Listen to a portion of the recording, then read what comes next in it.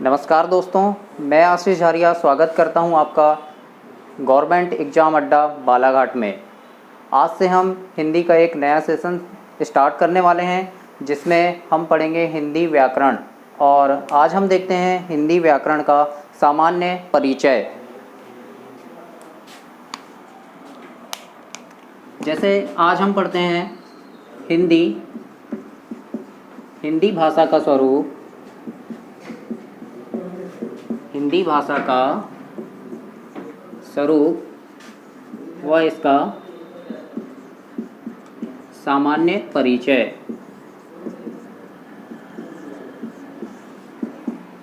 तो हिंदी भाषा के स्वरूप और इसके सामान्य परिचय को देखते हुए आज हम देखते हैं हिंदी व्याकरण। आज से हम एक हिंदी का नया सेशन स्टार्ट करने वाले हैं जिसमें हम देखेंगे भाषा।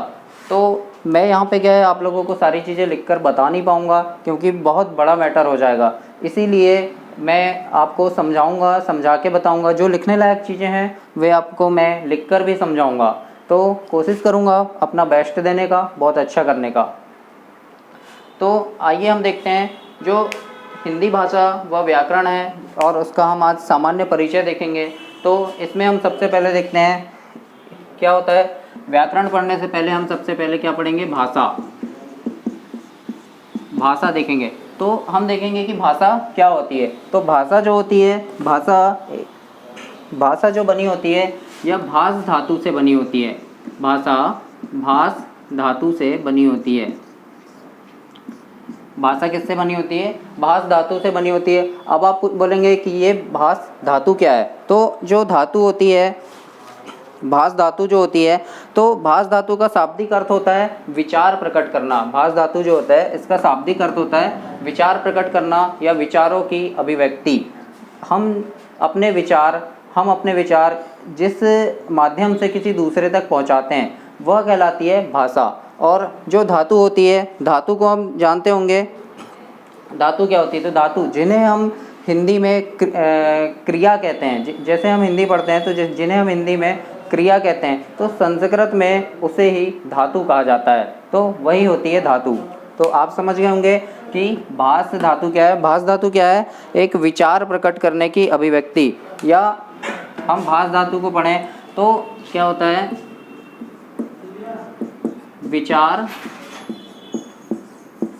प्रकट करना। विचार प्रकट करना क्या कहलाता है? एक विचार प्रकट हम जिस माध्यम से विचार प्रकट करते हैं उसे ही हम धातु कहते हैं। या इसी में हम कहेंगे इसका शाब्दिक अर्थ होता है विचार प्रकट करना। तो हम अपने विचारों को जिस माध्यम से दूसरों तक पहुंचाते हैं या हम अपने विचारों को जिस माध्यम से प्रकट करते हैं तो वह क्या कहलाती है? धातु कहलाती है। आइए आगे हम देखते हैं। जैसे मैं आपको समझाने के लिए कुछ दिखाता हूँ। जैसे मान लो ये एक व्यक्ति है, इसका नाम अ है, ठीक है। एक व्यक्ति है, इसका नाम अ है, और ये दूसरा व्यक्ति है, इसका नाम है ब। ये दोनों अ अगर ब से अपने यानी कुछ कहना चाहता है, कुछ बात कहना चाह रहा है, अभी तक यह इसके मन में है, ये अभी इसने ब से कहा नहीं है, अ ने ब से अभी कुछ कहा नहीं है, लेकिन अ के मन में कुछ बात है जो वह ब से कहना चाह रहा है या उसे बताना चाह रहा। तो वह अ जिस माध्यम से ब को वह बात बताएगा वह कहलाएगी भाषा। तो आपको समझ में आया होगा कि भाषा क्या होती है। तो इसका अगर हम इसकी परिभाषा अगर मैं बोलता हूँ, आप नोट कीजिएगा, क्योंकि मैं इतना सब कुछ यहाँ पे लिखकर आपको बता नहीं सकता, लेकिन जो समझाने लायक है मैं समझाऊंगा। तो इसकी परिभाषा लिखिएगा कि भाषा एक ऐसा माध्यम है, मैं रिपीट करूँगा, भाषा एक ऐसा माध्यम है या साधन है जिसके द्वारा एक व्यक्ति या व्यक्ति का समूह, भाषा एक ऐसा माध्यम है या साधन है जिसके द्वारा एक व्यक्ति या व्यक्ति का समूह दूसरे व्यक्ति या व्यक्ति के समूह से दूसरे व्यक्ति या व्यक्ति के समूह तक अपने विचार पहुंचाता है या अपने विचारों का आदान प्रदान करता है या अपने विचारों का लेन देन करता है या अपने विचार विमर्श करता है। तो वह क्या कहलाती है? वह भाषा कहलाती है। समझ आया आपको? आप नोट्स बनाते हुए चलिएगा, नोट करते हुए चलिएगा। भाषा एक ऐसा माध्यम है या साधन है, भाषा एक ऐसा माध्यम है या साधन है जिसके द्वारा एक व्यक्ति या व्यक्ति का समूह दूसरे व्यक्ति या व्यक्ति के समूह के द्वारा, एक व्यक्ति या व्यक्ति का समूह दूसरे व्यक्ति या व्यक्ति के समूह तक अपने विचार पहुंचाता है, वह क्या कहलाती है? भाषा कहलाती है। आशा करता हूं आपको भाषा समझ आई होगी। अब इसके आगे हम देखेंगे भाषा का विकास क्रम, कि भाषा का विकास क्रम क्या है, भाषा का विकास कैसा हुआ, क्या देखेंगे हम? भाषा का विकास क्रम।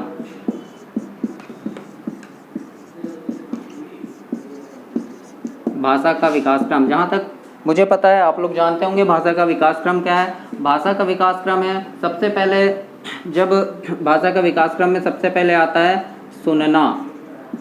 सबसे पहले क्या आता है? सुनना। इसके बाद आता है बोलना। इसके बाद आता है पढ़ना और फिर होता है लिखना।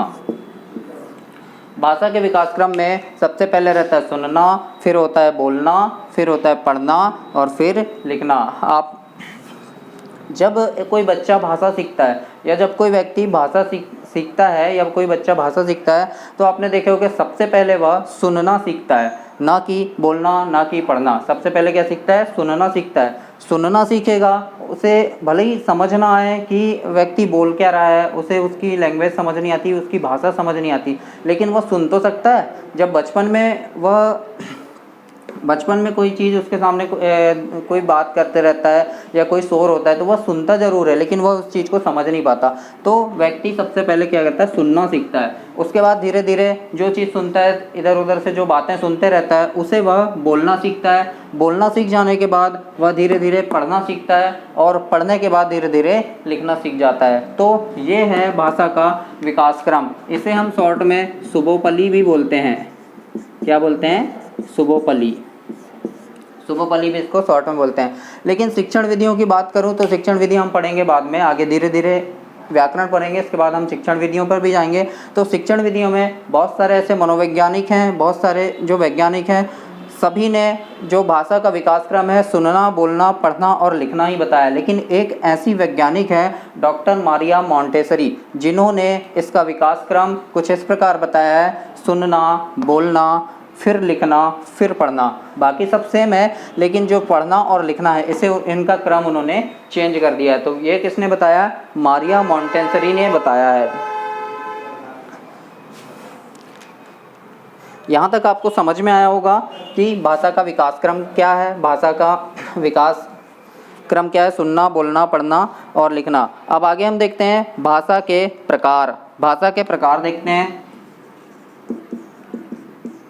भाषा के प्रकार, बहुत सारी किताबों में आपको भाषा के 2 प्रकार बताया गया होगा और बहुत सारी जगह पे भाषा के 2 प्रकार ही पढ़ने को आता है, लेकिन भाषा के प्रकार होते हैं 3। कितने प्रकार होते हैं? भाषा के 3 प्रकार होते हैं। कौन कौन से होते हैं ये मैं आपको बताता हूँ। पहली भाषा होती है मौखिक भाषा। मौखिक भाषा, पहली भाषा क्या होती है? मौखिक भाषा। दूसरी होती है लिखित भाषा। पहली मौखिक भाषा, दूसरी लिखित भाषा और तीसरी होती है सांकेतिक भाषा।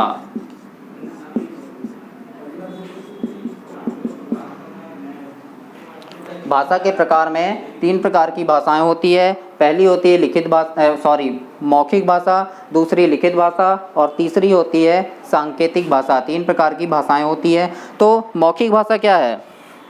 आइए हम देखते हैं मौखिक भाषा क्या है। तो जब व्यक्ति अपने विचारों का आदान प्रदान, जब व्यक्ति अपने विचारों का आदान प्रदान बोलकर करता है, बोलकर कर रहा हो और सामने वाला व्यक्ति उसे सुन रहा हो। जब व्यक्ति, फिर से बोल रहा हूँ, रिपीट कर रहा हूँ, नोट कीजिएगा, जब व्यक्ति अपने विचारों का आदान प्रदान बोलकर कर रहा हो और सामने वाला व्यक्ति उसे सुनकर ग्रहण कर रहा हो, तो ये क्या कहलाएगी? एक प्रकार से मौखिक भाषा कहलाएगी। मौखिक भाषा कहलाएगी।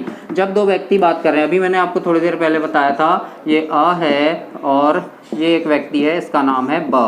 तो अगर ये दोनों व्यक्ति आपस में एक दूसरे से बातें कर रहे हैं, आपस में एक दूसरे से बात कर रहे हैं, चाहे जो भी बातें करते हों, तो अगर ये एक दूसरे से बात कर रहे हैं तो इनकी जो भाषा है, अगर पूछा जाए ये किस भाषा में बात कर रहे हैं, तो ये कर रहे हैं मौखिक भाषा में बातें कर रहे हैं, वार्तालाप कर रहे हैं। या और भी उदाहरण दूं आपको, तो जैसे आपने देखा होगा एक नेता के द्वारा सभा को संबोधित करना।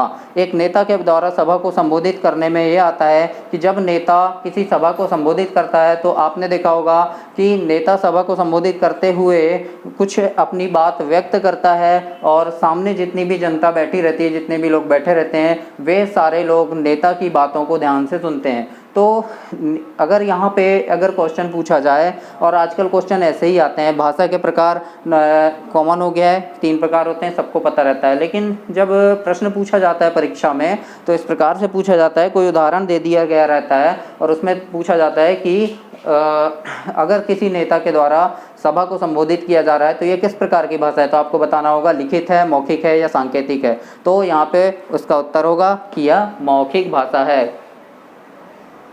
या फिर रेडियो पर जो प्रसारण होता है, रेडियो पर जो प्रसारण होता है वह भी एक मौखिक भाषा है। रेडियो पर प्रसारण सामने वाला बोलते रहता है और आप सुनते हैं, तो ये क्या हुआ, ये एक प्रकार से मौखिक भाषा हुई। इसके बाद आती है लिखित भाषा। लिखित भाषा क्या होती है, मैं बोलकर इसकी परिभाषा बता रहा हूँ, आप नोट कीजिएगा। तो जब व्यक्ति अपने विचारों का आदान प्रदान लिख कर करता है, जब व्यक्ति अपने विचारों का आदान प्रदान लिख कर करता है और सामने वाला उसे पढ़कर ग्रहण करता है, तो ये क्या हुई, यह एक प्रकार से लिखित भाषा हुई। जैसे आपने देखा होगा, उदाहरण के लिए बता रहा हूँ, समाचार पत्र पत्रिकाएं जो होती हैं, समाचार पत्र पत्रिकाएं कैसी होती है, आपके घर पे जो न्यूज़पेपर आता होगा वहाँ पे तो कोई मौखिक भाषा नहीं होती, वो उसमें लिखा हुआ रहता है और आप उसको पढ़कर ग्रहण करते हैं। तो यह क्या हुई, यह हुई आपकी लिखित भाषा। लिखित भाषा समझ में आया आपको। अब तीसरी है सांकेतिक भाषा। सांकेतिक भाषा क्या होती है, तो इसकी परिभाषा बोल रहा हूँ, आप नोट कीजिएगा। जब व्यक्ति अपने विचारों का आदान प्रदान किसी संकेत के द्वारा करता है, जब व्यक्ति अपने विचारों का आदान प्रदान ना तो बोलकर करता है और ना ही पढ़कर करता, लिख कर करता है, सॉरी, ना तो बोलकर करता है ना ही लिख कर करता है, किसी संकेत के द्वारा करता है, तो ये क्या कहलाती है, यह सांकेतिक भाषा कहलाती है। जैसे आपने देखा होगा ट्रैफिक पुलिस के जो अधिकारी होते हैं, ट्रैफिक पुलिस के अधिकारी क्या करते हैं, किसी संकेत के द्वारा अपनी बात को आपसे कहते हैं, किसी संकेत के द्वारा ही कहा जाता है, तो वहाँ क्या होती है, वहाँ सांकेतिक भाषा प्रयोग की जाती है। जैसे दूसरा एग्जांपल मैं आपको बताऊं तो क्रिकेट का एम्पायर जो होता है, क्रिकेट का एम्पायर भी क्या करता है, क्रिकेट का एम्पायर किसी संकेत के द्वारा ही बताता है कि किसी संकेत के द्वारा ही अपनी बात को व्यक्त करता है, अपनी बात को आपसे कहता है। तो यह भी क्या हुई, सांकेतिक भाषा हुई। वह ये तो नहीं कहता कि आप आउट हो गए तो आप जाओ बाहर चले जाओ, नहीं, लेकिन एक संकेत देता है तो सामने वाला बैट्समैन समझ जाता है कि मैं आउट हो गया हूँ और वह पवेलियन वापस चले जाता है। तो ये होती है सांकेतिक भाषा। तो आशा करता हूँ आपको यह वीडियो बहुत अच्छी लगी होगी। इसके आगे हम कल पढ़ेंगे व्याकरण का टॉपिक पढ़ेंगे हम, वर्णमाला। तो वर्णमाला की क्लास कर लूँगा मैं, तो अच्छे से ध्यान से पढ़िएगा और जो मैं जो बातें बताया इसे आपने नोट किया। धन्यवाद, आपका दिन शुभ हो।